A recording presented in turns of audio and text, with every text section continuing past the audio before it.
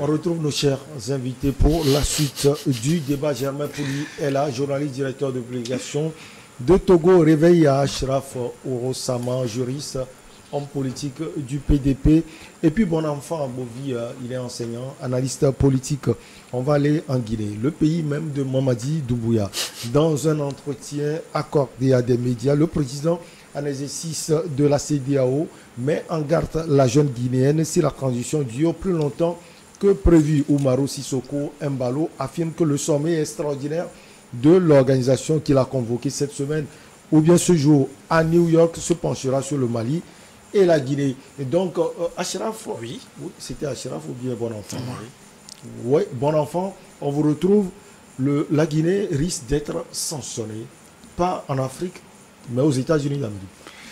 Que ce soit en Afrique ou aux États-Unis, partout ailleurs, une sanction est une sanction. Je viens de dire tout à l'heure que Assimi Goïta, avec son pays Mali, avait subi la sanction de la CEDEAO. Doumbouya viendra maintenant pour s'inspirer des conseils de Goïta pour voir comment ça se passe. Parce qu'il sent la menace. Il sent la menace parce que de la sanction. Ouais, non. Quel que soit le cas. D'éviter la sanction. Que c'est pas mieux d'éviter la sanction que d'aller demander des conseils pour subir la sanction. Non, vous savez, ces gens-là, quand ils arrivent au pouvoir, ils sont dans un cercle. C'est-à-dire qu'ils ne disent pas son nom. Doumbouya ne va pas accepter ce que le président Bissau-Guinéen, ben, lui là aussi, entre-temps, il avait eu chaud. Il avait eu chaud, lui là. Non, c'était un vent qui a soufflé, hein, quand on a quitté. C'est pourquoi je dis, entre-temps, il avait eu chaud. Il était où en ce moment? Donc maintenant, quand il veut parler aux autres qui ont vraiment réussi leur coup d'État, il faut qu'il soit un peu modéré. Moi, j'ai lu. Il a mal parlé en disant. Non, il dit que ici ne respecte pas ça, c'est des menaces. C'est des menaces graves. La CEDEAO a ses règles aussi. Oui, la CEDEAO a ses règles, mais la CEDEAO ne gouverne pas, hein, ne gouverne pas dans tous les pays. La CEDEAO apporte. Vous savez, on est libre d'adhérer à la CEDEAO ou pas. Ouais, non. Mais alors, quand vous êtes dans une communauté, les deux sont exclus. Les deux sont exclus. Les deux sont exclus. Maintenant, il faut chercher plutôt à ramener ces gens-là. Voilà quand nous sommes. En quoi faisant encore? Juste ça, c'est la diplomatie. C'est la diplomatie. Même l'ancien président béninois Thomas Bonina Yayi, qui est le médiateur, en a parlé avec le président. Quand deux médiateurs arrivent et la personne est toujours rigide sur sa position, ça veut dire que ce qu'ils apportent comme information ne sont pas des informations suffisantes pour ramener Doumbouya à accepter les choses. La CEDEAO doit toujours continuer. La CEDEAO doit continuer, c'est son rôle. La CEDEAO est dans son rôle. Mais je n'aime pas qu'un président, en tant que premier responsable de CEDEAO, c'est lui le chef en exercice, sorte des mots allant dans le sens de menace. Vous savez, Doumbouya même sait qu'il serait sanctionné. Doumbouya même sait. C'est pourquoi il prend comme prétexte cette fête d'indépendance de l'autre pour venir s'asseoir. Vous allez voir ce que les deux colonels vont faire. Donc on peut ramener des gens par une diplomatie autre que des menaces. Moi j'ai trouvé ça un peu gauche, hein, de passer. Lui, Doumbouya connaît les armes. Lorsqu'on voulait parler à un homme d'armes, les menaces leur montent immédiatement à la tête, ils font autre chose, ils vont faire ce qu'ils veulent. Maintenant, je voudrais qu'on passe par les coulisses pour ramener ces gens-là à comprendre la nécessité de ne pas s'éterniser, hein, aller jusqu'à 3 ans. Donc, c'est ça. On en a fait ailleurs. Avant que Goïta n'accepte ramener les choses à 24 ou bien à 23 mois, ça dit c'est des coulisses. C'est ça que nous ne savons pas faire, mais on croit que si on est président en exercice de quelque chose, on doit taper fortement sur la tête. Alors que nous avons connu la CEDEAO dans des pays africains ici, au lieu de taper immédiatement sur la tête pour faire taire certaines choses-là, ils se sont tués, se sont recroquevillés sur eux-mêmes et les choses se passent, ils disent, condamnent les actes. Il faut taper là où il doit taper, mais là où on doit faire un peu de pédagogie, il faut... Goïta n'est pas un civil, c'est un homme d'âme. Il faut savoir parler à un homme d'âme, sinon ça va dégénérer. Oui, Mamadi Doumbouya. Oui, non, mais je crois que c'est là. c'est la suite, c'est la suite de la discussion que nous venons d'avoir tout de suite. Et justement, parlant de ce sommet, le président Umaro Sissoko Embalo a dit qu'il n'a pas voulu se sommet sur demande du président Ouattara. Il a pris la décision en tant que président en exercice de la CEDEAO. Oui, effectivement, on peut le soupçonner d'être la marionnette, excusez-moi pour l'expression, d'Alassane Ouattara, mais lui, il se dédouane. En montrant, on l'avait vu tenir tête au président Ouattara. Oui, effectivement, on peut le soupçonner. On peut le soupçonner. Il y a des éléments objectifs aussi qui permettent aussi de le soupçonner d'être sous ordre de quelqu'un. Aujourd'hui, ils ont décidé d'organiser une rencontre en marge de l'Assemblée générale des Nations Unies parce qu'ils estiment qu'il y a des urgences à gérer, notamment le respect de la feuille de route ou de la charte de la transition. Dans les deux pays, que ce soit au Mali ou en Guinée, c'est le point d'achoppement entre l'institution sous-régionale et ces deux pays-là. Aujourd'hui, Mamadou Doumbia estime que compte tenu de la situation sociopolitique de la Guinée, il ne peut que mener sa transition durant 3 ans, c'est-à-dire 36 mois. En fait, il a fait des efforts. Au départ, c'était 39. Au départ, oui, certes, c'était 39. Mais moi, je suis très attaché vraiment aux vertus du droit communautaire. Lorsqu'on fait partie quand même d'une institution sous-régionale, il faut faire l'effort de respecter également les textes. Les traités ou la charte constitutionnelle, le traité constitutif de la CEDEAO est extrêmement clair. Quand vous prenez par exemple le chapitre 16 portant sur les sanctions, aujourd'hui, on peut appliquer des sanctions les plus sévères à la Guinée et au Mali. On peut parler de la suspension du droit de vote, on peut parler de la suspension des prêts, de l'assistance communautaire et même une participation même à l'activité de la CEDEAO. Le Mali en a déjà subi. Le Mali en a déjà subi les frais. Donc aujourd'hui, ces deux colonels portent quand même un discours quand même assez flou parce que les coups d'État sont condamnables. Hein. Les textes le disent quand même explicitement. Maintenant, il faut respecter l'esprit et la lettre de la charte constitutionnelle de base. Si on estime que les 36 mois sont trop grands, maintenant il faut essayer d'analyser et maintenant réduire. Bon, on peut soupçonner ces gens-là parce que quand vous essayez de lire la charte ou la petite constitution sur laquelle se fonde Assimi Goïta aujourd'hui, il y a une porte ouverte. C'est-à-dire on estime qu'aujourd'hui Assimi Goïta peut démissionner de la hiérarchie militaire, devenir civil et postuler aux élections présidentielles.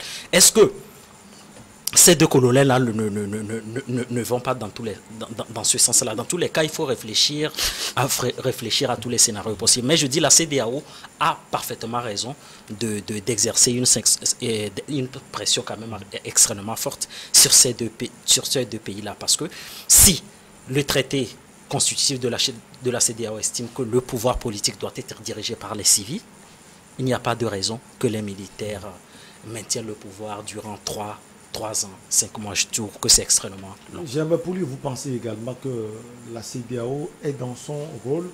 Le président Umaro Sissoko Embalo, récemment, si je ne me trompe pas, avait dit au but et ordi qu'il a pu discuter avec le pouvoir de Conakry. Ils sont convenus qu'ils allaient faire, ou bien le pouvoir allait faire 24 mois à la tête. Finalement, il y a le porte-parole du gouvernement qui est sorti et qui dit qu'il ne se retrouve pas dans ce que le président Sissoko dit. Est-ce que la CEDEAO est dans son rôle? Oui, la CEDEAO est dans son rôle. Là, il y a un grand souci, c'est celui de la souveraineté des États. C'est vrai que chaque pays a sacrifié une partie de sa souveraineté pour appartenir à cette communauté. Mais quand dans des pays, des gens estiment que ça va mal, les militaires estiment que ça va mal et prennent le pouvoir, ils veulent arranger les choses. Et alors qu'au niveau de la CEDEAO, on pense que quand un président est élu, quand la CEDEAO ne peut pas empêcher les coups d'État, mais quand il est déchu, il est chassé du pouvoir, il faut qu'il y ait une brève transition pour qu'un quelqu'un se vienne par les urnes. Et généralement, on demande que ceux qui gèrent la transition ne participent pas à l'élection. Aujourd'hui, on pense que raisonnablement, dans 1 an, on peut faire une transition. Exceptionnellement, en 24 mois, on peut faire une transition. Mais au-delà de 24 mois, ça commence pas à être insupportable pour la CEDEAO. Et certains se sont même amusés à demander 4 ans de transition. Et la CEDEAO a dit, mais ça correspond à un mandat chez nous. C'est 5 ans. Le médiateur qu'on avait envoyé là-bas, lui, ça faisait un mandat. Il dit, mais ça, donc ça veut dire que la CEDEAO ne supporte pas les transitions trop longues, alors que les militaires qui arrivent ont besoin du temps pour faire les redressements qu'ils veulent.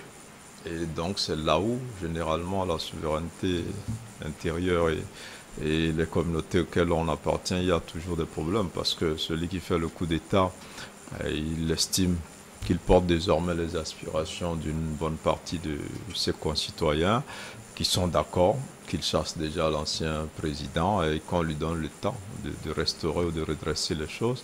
Et c'est un peu difficile. Donc c'est difficile quand même pour les présidents qui sont élus d'accepter que d'autres viennent par des coups d'État, et qu'avec ce qu'on a vu au Burkina Faso, et on parlait de Sissoko justement, il y a eu une tentative de tout coup d'État, donc que ça devienne la mode dans la sous-région et que chaque armée, finalement des militaires dans chaque armée prennent le pouvoir et l'exercent aussi facilement sur la durée d'un mandat et n'a plus besoin d'élections. Après, il n'y a plus de démocratie, alors que la CEDEAO, au-delà de l'aspect économique, c'est la bonne gouvernance, c'est la promotion de la démocratie, et il faut faciliter cela. Donc la CEDEAO est dans son rôle. Comme je l'ai dit, les militaires, quand ils arrivent, ils ont tendance à vouloir s'éterniser, à part ATT qui a fait l'exception, qui est revenu après, donc depuis Robert Guéhi jusqu'à Dadis Camara en Guinée, et ils ont toujours trouvé des moyens pour s'éterniser, pour démissionner à la dernière minute, pour essayer de créer des partis politiques, pour se positionner comme candidat. Et on a vu, s'ils ne sont pas en exil, les autres sont déjà dans leur tombe, parce que toute cette aventure-là, ça s'achève finalement mal, en tout cas les derniers exemples, à part Thierry Henry qui a réussi son coup à une certaine époque, à part ATT, tous les coups d'État aujourd'hui ne prospèrent pas. Et donc la CEDEAO est en droit de le rappeler. Vous pouvez être militaire, demain Goïta peut devenir président, il peut redevenir civil. Après, être candidat, si tant est que les Maliens pensent qu'il est capable encore de faire des choses, il peut, Doumbouya aussi peut également, mais il faut que ce militaire-là s'inspire un peu des derniers coups d'État qui a eu lieu, surtout dans notre espace francophone. On se dit que ça n'a jamais prospéré et qu'il vaut mieux conduire une transition, sortir la tête haute et s'assurer d'être dans son pays, de ne pas être comme Zida qui est en fuite actuellement au Canada et un certain nombre de choses. Donc il vaut mieux penser à cela, parce que la pression sera toujours intense. À moins que vous décidez de vous exclure de la CEDEAO, vous dites nous sortons de la CEDEAO. Là, la CEDEAO ne s'occupe plus de vous. Là, vous sortez, mais avec quelles conséquences? Donc, je pense que ces colonels qui sont venus avec de bonnes visions, il faut le reconnaître, qui ont de bonnes intentions, il faut quand même qu'ils sachent partir par la grande porte. Il ne faut pas qu'ils se prennent tous comme des sauveurs dans une circonstance aujourd'hui, dans un environnement aujourd'hui qui n'est plus celui des années 60, où les militaires venaient se succéder par des coups d'État. Donc aujourd'hui, c'est le principe d'élection. Et ça va être difficile aujourd'hui, au-delà même de la CEDEAO. Vous allez à l'Union africaine, vous allez à l'ONU, on n'accepte plus ce président qui arrive par des coups d'État. Donc il faut qu'il se prépare, ou qu'il prépare des gens qui pourront leur succéder, que s'ils ont envie vraiment de revenir, qu'ils laissent le métier des armes, qu'ils créent des partis ou qu'ils créent des mouvements et qu'ils soient portés après par les urnes donc au pouvoir. Et nous sommes tous d'accord pour dire que la CEDEAO joue son rôle. C'est vrai qu'on peut lui reprocher parfois de ne pas être d'insister, de ne pas insister dans certains cas. Vous avez vu du côté du Burkina, le colonel Damiba, lui, l'a mis en place carrément un conseil pour orienter la transition, ce qui est à mon avis bien vu par la CEDEAO. Ce conseil va déterminer de la durée du contenu, donc de la transition, ce qui est quand même une preuve de bonne foi. On sent que lui, il n'a pas envie de s'éterniser. Et donc, il faut que les autres colonels, c'est vrai qu'aujourd'hui, ils sont adulés par une bonne partie de leur peuple et d'Africains, mais en même temps qu'ils ne se trompent pas. Ces dernières années, les militaires qui ont tenté l'aventure de coup d'État, ça n'a pas beaucoup prospéré, et que la race de Djeri Ranli, ce n'est plus de cette époque. Il faut qu'ils fassent vraiment attention. Alors, bon enfant, à Bovi, le président Umaro Sissoko Embalo était également interrogé sur la levée des sanctions contre le Mali en juillet dernier. Le journaliste lui a posé la question, vous pensez que c'était prématuré? Il dit, c'est d'ailleurs le président Ouattara qui a finalement œuvré pour que les sanctions soient levées. C'est un peu flou, hein. C'est quand même curieux. Alors, les options, les types de sanctions, tout est sur la table contre la Guinée, on peut dire. On peut s'attendre à quel type de sanctions? Pas trop loin de celles prononcées contre le Mali. C'est pas trop dur encore? C'est ce que le président en exercice de la CEDEAO veut. Parce qu'il faut ramener Doumbouya à accepter ce que la CEDEAO va dire. Donc il faut passer à l'étape. Quand tout ceci se passe, on oublie la souffrance des peuples. C'est ça le problème. Quand on avait sanctionné Mali ici, nous avons senti ça au Togo ici. Vous savez, il y a beaucoup de choses qui se passent. Vous croyez que vous prenez en compte la personne, le numéro 1 du pays que vous sanctionnez, mais vous sanctionnez toute une sous-région. Donc c'est pourquoi je dis que à chaque fois lorsque la CEDEAO va brandir, la CEDEAO n'a qu'une seule arme. Et c'est ça. On te sanctionne. Mais lorsque les sanctions persistent comme ça, ça devient obsolète. Parce que en dehors des sanctions, il faut que c'est comme le droit de grève, c'est l'ultime au niveau d'un travailleur. Lorsque les discussions échouent, on va à l'extrême. Donc, le Bissau-Guinéen là n'a pas peut-être circonscrit ce côté social, ce que cette sanction va perpétrer sur le côté social, l'impact social, c'est ça qui est dommage. Comme on l'a senti au niveau de Mali. Jusqu'à présent, on a levé les sanctions, mais les séquelles sont toujours là. Donc, vous voyez, il y a toujours ce flou-là. C'est pourquoi je dis qu'on ne sait vraiment pas d'où viennent certaines décisions. Mais lui, là, il est là. Il est devant. On peut dire que c'est lui-même. Peut-être la décision peut passer par quelque part avant de lever. Il est là, il est au devant. C'est quelqu'un qui aurait envoyé mon... C'est ça qu'il vient de dire. On dit que c'est Ouattara, on dit que c'est l'autre. Donc, vraiment, il faut que, comme le compatriote Germain l'avait dit, à quelque part, il faut que la CEDEAO se reconnaisse. Voilà. Non seulement avant d'arriver au mécanisme, il faut que la CEDEAO même arrive à savoir qu'il y a certaines décisions qu'elle prend à des moments donnés qui n'arrangent ni la CEDEAO même et ni les États qui incarnent. Vous avez en mémoire quelques décisions, on va marquer la petite pause, on revient pour la suite et la fin.